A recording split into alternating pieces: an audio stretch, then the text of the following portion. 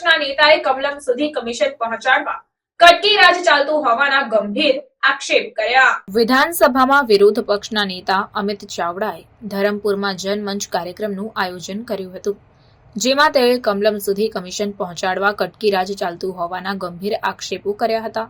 તાલુકા પંચાયત અને જિલ્લા પંચાયત સહિત ગ્રામ પંચાયતોમાં પણ અધિકારીઓ અને જનપ્રતિનિધિઓ કમિશન રૂપી કટકી માંગતા હોવાના અમિત ચાવડાએ આક્ષેપ કરતા જિલ્લાનું રાજકારણ ગરમાયું છે। વલસાડ જિલ્લામાં આગામી સમયમાં આવી રહેલી નગરપાલિકાની ચૂંટણીઓને લઈ કોંગ્રેસ ફરી એક વખત જિલ્લામાં સક્રિય થઈ રહી છે।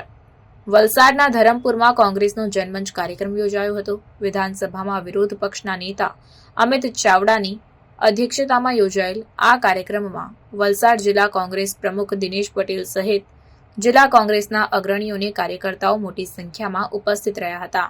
આ કાર્યક્રમમાં ધરમપુર અને આસપાસના વિસ્તારના લોકોના સ્થાનિક પ્રશ્નોને અમિત ચાવડાએ સાંભળ્યા હતા।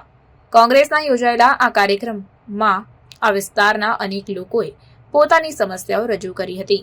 લોકોએ પોતાની વ્યક્તિગત અને સામૂહિક સમસ્યાની પણ કોંગ્રેસ અગ્રણીઓ સમક્ષ વ્યક્ત કરી હતી। મોટાભાગે કોંગ્રેસના આ કાર્યક્રમમાં લોકોએ ભ્રષ્ટાચારના અને પોતાના વિસ્તારમાં કામો નહીં થતા હોવાના આક્ષેપ કર્યા હતા। લોકોને સંબોધતા અમિત ચાવડા અને કોંગ્રેસ અગ્રણીઓએ ભાજપ અને સરકાર પર ગંભીર આક્ષેપો કર્યા હતા। તો આગામી સમયમાં આવી રહેલ પાલિકાની ચૂંટણીઓ માટે કોંગ્રેસ પૂર્ણ રીતે તૈયાર હોવાનું પણ જણાવ્યું હતું।